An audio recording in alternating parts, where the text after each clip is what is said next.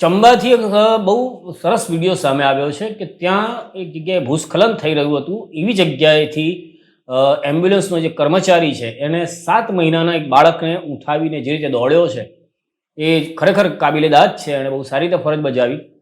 તમે જુઓ.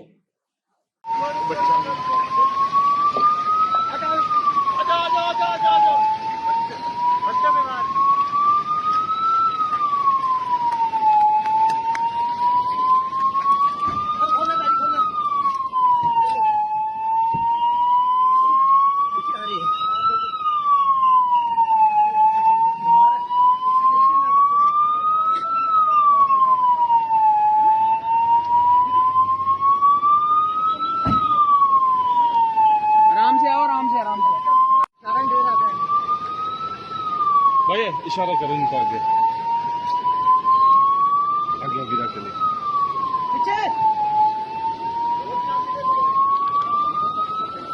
ओए ओए पीछे पीछे आरू ले यहाँ देखते हैं ना, यहाँ देखते हैं।